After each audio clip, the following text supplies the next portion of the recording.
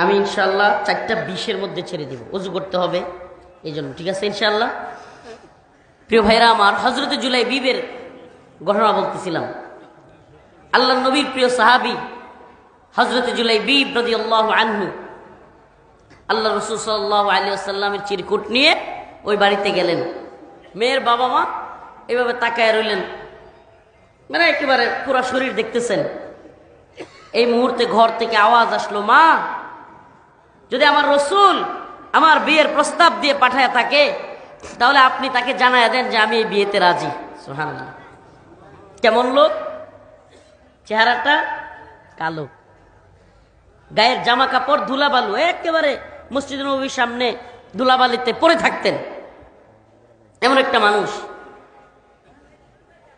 তৎকালীন আরবের কোনো সম্ভ্রান্ত পরিবারের কেউ না, এমনকি তার বাবা মারও কোনো সম্পদ ছিল এরকম না। ওই মেয়ের বাবা বলল, মা, একটু বের হইয়া দেখিয়া ছেলেটাকে তারপরে বল, বের হইয়া দেখিয়া তারপরে বল। মেয়েটা আবারও বলল, রাসূল সাল্লাল্লাহু আলাইহি ওয়াসাল্লাম যদি পাঠিয়ে থাকেন আমি দেখতেও চাই না। সুবহানাল্লাহ। হযরত জুলাইবীব আল্লাহর নবীর সাহাবী, আল্লাহর নবীর কথায় নিজের বিয়ের কোনো আশা ছিল না, টাকা পয়সা ছিল না। হযরতে জুলাইবীব আরবের সুন্দরী রমণীকে পায়া গেলেন, বিয়ে হয়ে গেল। এবার একটা যুবক এবং একটা যুবতীর সব চাইতে আকর্ষণীয়, সব চাইতে গুরুত্বপূর্ণ রাত, গুরুত্বপূর্ণ সময়, স্ত্রী তার স্বামীর জন্য অপেক্ষা করতেছে। এমন সময় আওয়াজ আসলো, হাইয়া আলাল জিহাদ।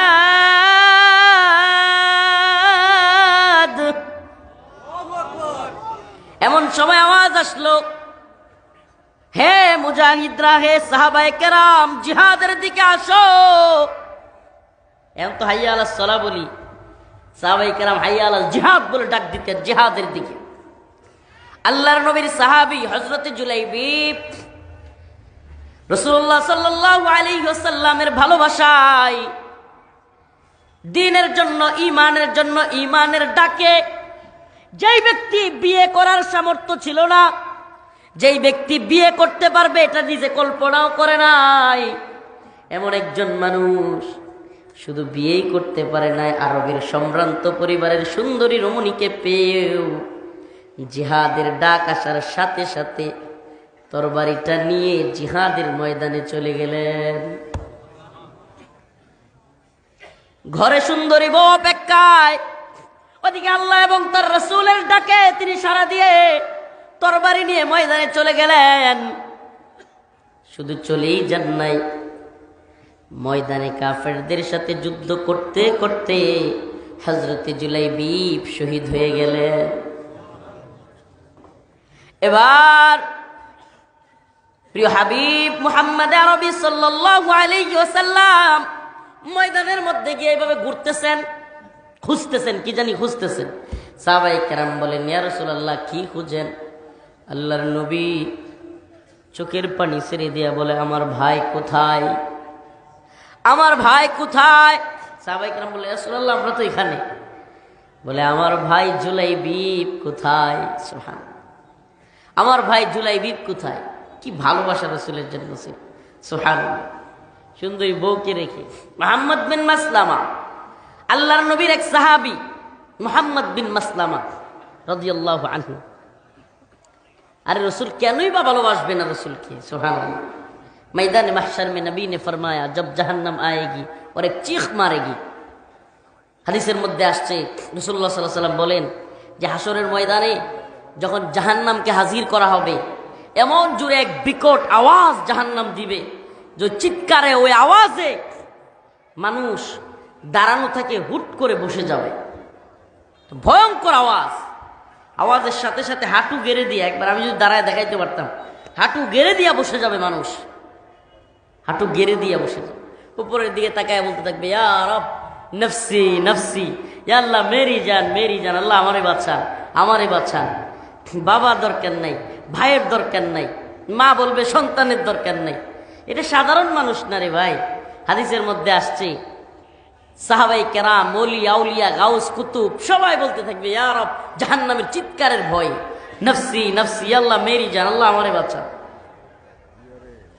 নবী, সাহাবাই কেরাম, ওলিয়া উলিয়া তো আছে, নবী আলাইহিস সালামরা পর্যন্ত ইয়া রব নফসি নফসি, আল্লাহ আমারে বাঁচান, আমারে বাঁচান। আদম আলাইহিস সালাম নফসি নফসি, নূহ আলাইহিস সালাম নফসি নফসি, ইব্রাহিম আলাইহিস সালাম নফসি নফসি, দাউদ, মুসা, ঈসা, ইলিয়াস, শীশ, লোত, ইসহাক, ইউনুস, ঈসা, সমস্ত আম্বিয়া আলাইহিস সালাম ইয়া রব নফসি নফসি, আল্লাহ আমারে বাঁচান, আমারে বাঁচান, আল্লাহ আমারে বাঁচান, আমারে বাঁচান। এই মুহূর্তে ময়দান থেকে একটা আওয়াজ আসবে ইয়া রব উম্মতি উম্মতি উম্মতি, সুবহানাল্লাহ, উহিব্বুকা ইয়া রব, সুবহানাকা, ফিদাকা আবি ওয়া উম্মি ইয়া রাসূলুল্লাহ, ফিদাকা আবি ওয়া উম্মি ইয়া রাসূলুল্লাহ। আমার আপনার জান কুরবান হোক আল্লাহর রাসূলের জন্য, বলেন আমিন। সবাই হয়রান হয়ে যাবে, পেরেশান, হাই হাই এই কোন লোক যে জাহান্নামের ভয়েও নিজের কথা বলে না, উম্মতের কথা বলে। সবাই তাকায় দেখবে এ তো মুহাম্মাদুর রাসূলুল্লাহ সাল্লাল্লাহু আলাইহি ওয়াসাল্লাম। সেই নবীরে যদি কেউ কটূক্তি করে, গালি দেয়, সেই নবীরে নিয়ে ব্যঙ্গচিত্র বানায়, কলজাড়াই সহ্য হয়? হ্যাঁ, কথা কন না, সহ্য হয়? ফ্রান্সের প্রেসিডেন্ট এমানুয়েল ম্যাক্রো, পৃথিবীর সবচাইতে কুখ্যাত সাতেমে রাসূল, যে বদমাশ ফ্রান্সের বড় বড় বিল্ডিং এর উপরে আল্লাহর নবী সাল্লাল্লাহু আলাইহি সাল্লামের পেট মুবারককে বিকৃত কইরা ফ্রান্সের বড় বড় বিল্ডিং এ প্রজেক্টর লাগায়া মানুষকে দেখায়। এই বদমাইশ পৃথিবীর কুখ্যাত সাতেমে রাসূলকে তোমার নেত্রী বাংলাদেশে লাল গালিচা সংবর্ধনা দিয়ে নিয়ে আসে। শুধু সংবর্ধনা দিয়ে নিয়ে আসে না, ওই এমানুয়েল ম্যাক্রোর সাথে গালে গাল লাগায়া চুম্বন পর্যন্ত করে। নাউজুবিল্লাহ। এগুলা কি বানোয়াট কথা নাকি মিডিয়ার মাধ্যমে দেখা গেছে? মিডিয়াতে দেখা গেছে কি যায় নাই? প্রিয় ভাইরা আমার, বন্ধুগণ আমার, এই জন্য কবির ভাষায় বলতে হয়, রাসূলের অপমানে যদি না কাঁদে তোমার মন, মুসলিম নয় মুনাফিক তুই রাসূলের দুশমন। আল্লাহ নবীর প্রতি যদি তোমার ভালোবাসা থাকে, তুমি কি করে তাহাজ্জুদের গল্প শোনাও, তুমি আমাদেরকে কোরআন তিলাওয়াতের গল্প শোনাও, তাহলে তুমি কি করে বিশ্বের কুখ্যাত সাতেমে রাসূলকে তুমি চুম্বন করো? নাউজুবিল্লাহ। কিংবা তাকে তুমি চুম্বন করতে দাও? এই তাহাজ্জুদের গল্পের কোনো লাভ আছে? আল্লাহর রাসূলকে যে কটূক্তি করে, ব্যঙ্গচিত্র বানায়, তার সাথে যদি কেউ সম্পর্ক তৈরি করে, তাহলে সে কি ঈমানের মধ্যে থাকবে? প্রিয় ভাইরা আমার, বন্ধুগণ আমার, আল্লাহর নবীর সাহাবায়ে কেরাম সহ্য করতে পারতেন না। যশোরেও এই ঘটনাটা বলেছিলাম, সহ্য করতে পারতেন না। আল্লাহ রাসূল সাল্লাল্লাহু আলাইহি সাল্লামকে এক লোক গালি দিত, কাব বিন আশরাফ, নাম কি? কাব বিন আশরাফ, ইহুদিদের বড় নেতা। আল্লাহ রাসূল সাল্লাল্লাহু আলাইহি সাল্লামের এক সাহাবী মুহাম্মদ বিন মাসলামা দাঁড়ায় গেলেন, ইয়া রাসূলুল্লাহ আতুহিব্বু আন তাকতুলাহু, আপনি কি পছন্দ করেন যে আমি তাকে হত্যা করি? নবী সাল্লাল্লাহু আলাইহি সাল্লাম বললেন হ্যাঁ। মুহাম্মদ বিন মাসলামা রাদিয়াল্লাহু আনহু বললেন, ইয়া রাসূলুল্লাহ তাহলে আমার অনুমতি দেন, আমি কাব বিন আশরাফরে হত্যা করব, আমার অনুমতি দেন, কিন্তু আমাকে কাবের সাথে একটু গল্প করার, মানে তার একটু পাম দেওয়ার, বানায় সিনায় গল্প করার অনুমতি দিয়ে দেন। আল্লাহ রাসূল বললেন অনুমতি দেওয়া গেল। সুবহানাল্লাহ। এর দ্বারা বোঝা যায় ইসলামে যুদ্ধের জন্য, যুদ্ধ নীতির জন্য কৌশল অবলম্বন করা জায়েজ। কারণ কৌশল অবলম্বন করা ছাড়া আপনি শত্রু পক্ষের কাউকে আপনার সব কথা বলে দিলে আপনি যুদ্ধ করতে পারবেন? প্রিয় ভাইরা আমার, মুহাম্মদ বিন মাসলামা রাদিয়াল্লাহু আনহু গেলেন, গিয়া কাব বিন আশরাফকে বললেন, কাব আমরা তো বড় বিপদে আছি। কয় কি, কেমন বিপদ? কয় আর বলিও না, মুহাম্মদ রে নিয়ে বড় বিপদে আছি, নাউজুবিল্লাহ। জাকাতের টাকার এই কি বলে সদাকার টাকা নিতে নিতে আমরা শেষ, ফুতুর হয়ে যাচ্ছি। আমাদেরকে কিছু মাল সম্পদ দাও। ওই যে রাসূল সাল্লাল্লাহু আলাইহি ওয়াসাল্লামের কাছ থেকে আগে অনুমতি নিয়ে আসছে, কিছু গল্প করবে, কিছু মাল কিছু সম্পদ আমাদেরকে কর্জা দাও। কাব বিন আশরাফ বলে, কর্জা দিতে পারি, একটা শর্ত আছে, আমার কাছে কিছু বন্ধক রাখতে হবে। মুহাম্মদ বিন মাসলামা বললেন, কি বন্ধক রাখবো? কাব বিন আশরাফ কয়, তোমার বউরে বন্ধক রাখো। এর চেহারা যেই বড় ছিল, বিশাল দানব আকৃতির লোক, দানব আকৃতির। মুহাম্মদ বিন মাসলামা বলেন, তোমার কাছে বউ দেওয়া যাবে না। কয়, কি দিবা? বল্লম, তলোয়ার এগুলো জমা দিলেন, অস্ত্রগুলো দিয়ে বললেন যে তোমার কাছ থেকে খাবার নিয়ে পরে এগুলো নিয়ে যাব। বলেন, তুমি যেহেতু খাবার দিবা, খাদ্য সামগ্রী দিবা, আরো দুইজনকে নিয়ে আসি। আসলে দুইজনকে কেন আনবেন উনি? কাব বিন আশরাফকে সাইজ করতে হবে, কারণ ওর যেই বডি আর যেই সাইজ, ওরে একা একা বানানো যাবে না। এই জন্য আরো দুইজনকে নিয়ে আসলেন। মুহাম্মদ বিন মাসলামা রাদিয়াল্লাহু আনহু দুইজনকে নিয়ে এসে কাব বিন আশরাফকে দ্বিতীয় আরেকটা টোপ দিলেন। বললেন, কাব, তোমার মাথার চুলের সুগন্ধি এত সুন্দর। একটা পাম দিলেন আরেকটা। তুমি কি সুগন্ধি ব্যবহার করো? মাথার থেকে, চুল থেকে এত সুন্দর সুগন্ধি আসতেছে, একটু আমাকে এই গ্রান নেওয়ার সুযোগ করে দিবা, একটু মাথাটা আগায় দিবা তোমার। যেই সাইজ, ওটা কল্লা ধরে সাইজ করতে সময় লাগবে বা কষ্ট হবে, তার গোষ্ঠীর লোকেরা চলে আসতে পারে। ইহুদিদের বড় নেতা কাব বিন আশরাফ খুব খুশি হয়ে গেল। মোটা মানুষ, উসালম্মা মানুষ, পাম দিলে এমনিতেই খুশি হয়, আরো মোটা হয়, গদগদ হয়ে যায়। এখন কাব বিন আশরাফ কল্লাটা এইভাবে আগায় দিল। মুহাম্মদ বিন মাসলামা রাদিয়াল্লাহু আনহু, সুবহানাল্লাহ, হাদিসের গল্প না এটা, এগুলো কোনো বানোয়াট কিচ্ছা কাহিনী না, হাদিস থেকে সুস্পষ্ট, মুসলিম।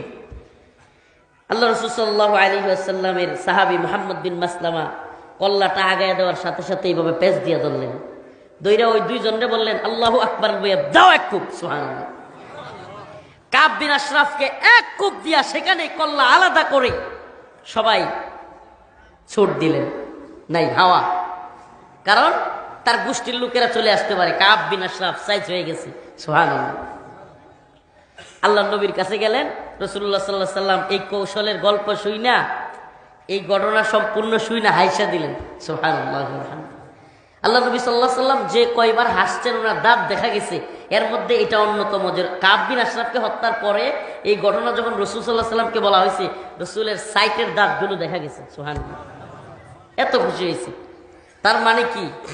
আল্লাহ নবীর সুস্পষ্ট ঘোষণা, সুস্পষ্ট ঘোষণা, মান সাব্বা নাবিয়ান ফাকতুলু, আল্লাহর নবীকে নিয়ে যে কটূক্তি করবে, রাসূল সাল্লাল্লাহু আলাইহি সাল্লামকে যে গালি দিবে, তার শাস্তি ওয়াজিবুল কতল, এই দুনিয়ায় থাকবার অধিকার তার নাই, তাকে অবশ্যই তার কল্লা থেকে গারকে আলাদা করে দিতে হবে। আল্লাহর নবীকে নিয়ে কটূক্তি করার দুঃসাহস যাতে আর কেউ না করতে পারে। ও সিলেটের মুসলমান, শাহজালাল মুজাররদে আমিনীর ভূমির মুসলমান, এই ভূখণ্ডে শুয়ে আছেন শাহজালাল মুজাররদে আমিনী। ও মর্দে মুজাহিদ মুসলমানেরা, মুজাহিদরা, আমরা আপনাদের কাছে জানতে চাই, রসুলের ভালোবাসায়, দ্বীনের প্রয়োজনে, ঈমানের জন্য প্রয়োজনে জীবন দিতে প্রস্তুত আছেননি? ও মর্দে মুজাহিদ যুবক ভাইরা, আমাদেরকে তৈরি থাকতে হবে। ভারতীয় হিন্দুত্ববাদী উগ্র এরা যেইভাবে এই ইসকন সহ হিন্দুত্ববাদী এরা যেইভাবে বাংলাদেশকে হুমকি ধমকি দিচ্ছে, যেইভাবে বাংলাদেশ দখলের, চট্টগ্রাম দখল করবে, এই কয় রংপুর দখল করবে, সিলেট নাম বলে, মাঝে মাঝে নেত্রকোনার নামও কয়, কি আসছে যখন তো কি বিপদটা আছে, মাঝে মাঝে নেত্রকোনার নামও কয়। আমি একদিন কইছিলাম এক বয়ানের মধ্যে যে দাদারা, তোরা খালি আয়, ইনশাল্লাহ আমরা মর্দে মুজাহিদ যুবকদেরকে নিয়ে কেসি আর চাকু নিয়ে বয়ে থাকবো, সব দিনে মুসলমানি করে ছেড়ে দিব। রাজি আছেন তো? ইনশাল্লাহ রাজি আছেন না? শাহাদাতের জন্য তৈরি আছেন তো? ইনশাল্লাহ। প্রয়োজনে জীবন দিব, ভারতের গোলামি করব না। আমরা ভারতের গোলাম নই, আমরা আল্লাহর গোলাম। গোলামি হবে কার? ভারতের, ইসরায়েলের, আমেরিকার? আমরা আব্দুল হামিদ খান বাসানি বলেছিলেন, পিন্ডির গোলামি ছেড়েছি দিল্লির গোলামি করার জন্য না। আমরা বলি পিন্ডি ছেড়েছি, দিল্লিও ছেড়েছি ওয়াশিংটনের গোলামির জন্য না। আমরা আল্লাহর জমিনে আল্লাহর বান্দা। কার বান্দা? জমিন কার? আমরা বান্দাও কার? তাহলে আল্লাহর জমিনে আল্লাহর বান্দারা গোলামিও করবে কার? ইনিল হুকমু ইল্লা লিল্লাহ, হুকুম চলবে কার? বলেন না কার? জমিন আল্লাহ, খাওয়ায় আল্লাহ, পালে আল্লাহ, যেই বাতাসের কারণে বাইচা থাকি এটাও দেয় আল্লাহ। হুকুম মানবো সরকারের, এর চেয়ে বড় বাটপারি ভিতরে। খাওয়ায় আল্লাহ, পালে আল্লাহ, শ্বাস দেয় আল্লাহ, আর আল্লাহর বিধানের বিপরীত সরকার বিধান দিলে আমি সেটা মানবো। নাউজুবিল্লাহ। তো হুকুম দেওয়ার তুমি কে? বিধান দেওয়ার তুমি কে? বিধান দেওয়ার মাবুদ কে? বলেন না কে?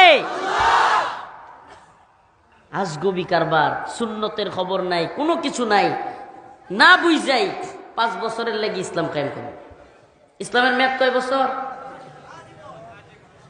হাস্যকর। এটা আমরা এখনো বুঝি না, আল্লাহ মাফ করুক। সিলোডিরা এখনো বুঝে না, বিশেষ করে সিলোডিরা এই গণতন্ত্রের, আল্লাহ মাফ করুক, আরো আটকায় ধরছে বেশি। এই গণতন্ত্র বলতেছে, গণতন্ত্রের তথাকথিত ইসলামিক দলগুলো 5 বছরের লেগে ইসলাম কায়েম করবে। কয় বছর? ইসলাম কি 5 বছরের লেগে কায়েম হয়? হ্যাঁ, ইসলাম কি আব্রাহাম লিঙ্কন আর জর্জ রসুর বাপের? ইসলাম আল্লাহর। ইসলাম কার? ইসলাম ছিল, ইসলাম আছে, ইসলাম থাকবে। বলেন না ইসলাম ছিল, ইসলাম আছে। ইসলাম নিয়ে কেউ চিনিমিনি খেলে এমন শক্তি। সুবহানাল্লাহ। ইসলাম 5 বছরের জন্য না, আল্লাহ পাক বিধান দিয়েছে হারাম, বেশ হারাম। মদ, মদ হারাম না হালাল? এখন সংসদের সামনে আইন পাস হচ্ছে, আগামী 5 বছরের জন্য বাংলাদেশে মদের লাইসেন্স দেওয়া হবে। যারা এর পক্ষে আছেন হাত তুলেন, এগুলোর হাতগুলো ভাঙিয়ে দেওয়া দরকার। তুই এত বড় সাহস পাইলি কোথায়? আল্লাহ বলছে হারাম, সে নতুন করে আইন পাস করে হালাল হারাম করবে। এত বড় দুঃসাহস কোথায় পায়? মদের লাইসেন্স, পতিতালয়ের লাইসেন্স, আজকে সুদের ব্যাংকের লাইসেন্স, সবগুলো দেওয়ার দুঃসাহস এজন্য করতে পেরেছে আমরা এই গণতন্ত্রের পচা গান্দার ভিতরে ঢুকছি বইলা। জমিন আল্লাহর, খাওয়ায় আল্লাহ, পালে আল্লাহ, শ্বাস প্রশ্বাস নেই আল্লাহর, সবকিছু আল্লাহর নেই, আর বিধান মানবো মানুষের। নাউজুবিল্লাহ। বিধানদাতা মাবুদ কে? সৃষ্টিকর্তা কে? রিজিক দাতা কে? তাইলে বিধান কে দিবেন? বিধান সংবিধানের দোহাই দিয়া, সরকারের দোহাই দিয়া আল্লাহর বিধানগুলোকে মাইনাস করে এই দুঃসাহস এরা করতে পারতো না। যশোর প্রোগ্রামে বললাম, আজকেও সিলেটবাসীকে বলে যাই, ও সিলেটের মুসলমান, আমরা আর তন্ত্রমন্ত্রের জন্য ডাক দিব না। ইনশাআল্লাহ আরেকবার যদি ডাক আসে, সেই ডাক আসবে কোরআন সুন্নাহর বাংলাদেশের জন্য। এই জন্য স্লোগান হবে একটাই, তন্ত্রমন্ত্রের দিন শেষ, কোরআন সুন্নাহর বাংলাদেশ। বলেন না তন্ত্রমন্ত্রের দিন শেষ। পিছনে এগুলো কি তন্ত্রমন্ত্রের পূজারি নাকি? কন্যা কিয়া তন্ত্রমন্ত্রের দিন শেষ। আমি বলবো আল্লাহর জমিনে আল্লাহর আইন, আপনারা বলবেন বাস্তবায়ন ফরজে আইন। পারবেন তো? আল্লাহর জমিনে আল্লাহর আইন, আল্লাহর জমিনে আল্লাহর আইন। তন্ত্রমন্ত্রের দিন শেষ। ইম্মা শরিয়া, মাশাআল্লাহ, ওয়া ইম্মা শাহাদা, হয়তো শরীয়ত নয়তো শাহাদাত। আমরা হয় কোরআনের শরীয়ত কায়েম করব, না হলে হয়তো শহীদ হয়ে যাব। এর মাঝখানে কিছু নাই। সিলমারো ভাই সিলমারো, সারাদিন ময়দান গরম করলাম, একেবারে ময়দান গরম, জজবাই গরম, জিহাদের তামান্না, এর মধ্যে কয় সিলমারো। এবার পানি ঢেলে দিল। মানে এই যে যুবকদের জজবাটা, ইমানি জাগরণটা, জিহাদের জন্য, শাহাদাতের জন্য, সবটার মধ্যে পানি ঢেলে দিলাম। সিলমারো ভাই সিলমারো। এই সিলমারার মধ্যে তো গনিমত নাই, এই সিলমারার মধ্যে তো শাহাদাত নাই, তার মানে এটা রসুলের পথ না। সিলমারার মধ্যে গনিমত আছে নি? বুটের সিরিয়ালে দাঁড়ায় থাকা মহিলা যেগুলো ফেল করছে, এগুলোর একটা দইরা বিরোধী দলের নিয়ে আসলে গনিমত মনে করে জুতা একটা মালিক করবো নি? হ্যাঁ, যদি কয় যে আমরা জিতছি, বাকিগুলো হলো মেয়েরা যারা বিপক্ষ দলে, সব গনিমত, জুতা একটা মালিক করবো হ্যাঁ, শাহাদাত নাই, গনিমত নাই, এই পথ রসুলের পথ না। এজন্য বলি দাওয়া, ইরদাদ, জিহাদ, বিজয় কোন পথে? দাওয়া, ইরদাদ, জিহাদ। কেউ কিছু বলুক, জঙ্গি, মৌলবাদী, অতি অতি জজবাতি, এটা বুঝে সেটা বুঝে, আপনি খুব বুঝেন। পৃথিবীর শুরু লগ্ন থেকে আজ পর্যন্ত পৃথিবীর কোন জায়গায় 1 ইঞ্চি ভূমিতে ইসলামী শরিয়া গণতন্ত্রের মাধ্যমে প্রতিষ্ঠিত হয় নাই। আরে গণতন্ত্র আসছেই তো ইসলামী খেলাফত ব্যবস্থাকে ধ্বংস কইরা। উসমানীয় খেলাফত 1924 সালে উসমানীয় সাম্রাজ্যের পতনের মধ্য দিয়েই, খেলাফতে উসমানীর পতনের মধ্য দিয়ে এই গণতন্ত্রের আবির্ভাব। যেটা ইসলামকে ধ্বংস করার জন্য আইছে, এটা দিয়ে নিয়ে আপনি ইসলাম কায়েম করবেন? ইসলাম কায়েম হবে দাওয়া, ইরদাদ, জিহাদের পথে। কুতিবা আলাইকুমুল কিতাল ওয়া হুয়া কুরহুল লাকুম। আল্লাহর বক্তব্য এটা, যে তোমরা যুদ্ধকে অপছন্দ করতে পারো, জিহাদকে, কিন্তু এটাই তোমাদের জন্য ফরজ করা হয়েছে। সুবহানাল্লাহ ওয়া বিহামদি। আল্লাহ পাক বুঝার এবং আমল করার তৌফিক দান করুক, বলেন আমিন। আর জোরে বলেন আমিন। সমস্ত বিভাগের মুজাহিদদেরকে জাগ্রত করতেছে, এটা আমার মিশন, এটা আমার মিশন। হে উম্মার যুবকেরা, হে সিলেটের মুসলমানেরা, এই শাহজালাল মুজাররাদি আমিনের ভূখণ্ড যদি গৌর গোবিন্দের দলেরা, মুদির বেদের দলেরা যদি দখল করতে আসে, দাঁত ভাঙা জবাব দেওয়ার জন্য তৈরি আছো তো ইনশাআল্লাহ? তৈরি আছো তো ইনশাআল্লাহ? আল্লাহ পাক মর্দে মুজাহিদদেরকে দ্বীনের জন্য কবুল করুক, বলেন আমিন। আর জোরে বলেন আমিন। ওয়া আখিরু দাওয়ানা আনিল হামদুলিল্লাহি রাব্বিল আলামিন। ওযুর জন্য বিরতি দেওয়া হলো, ওযু করে ইনশাআল্লাহ নামাজের প্রস্তুতি নেবেন। আমার জন্য খাস করে দোয়া করবেন, আমিও আপনাদের জন্য দোয়া করি। আসসালামু আলাইকুম ওয়া রাহমাতুল্লাহি ওয়া বারাকাতুহু।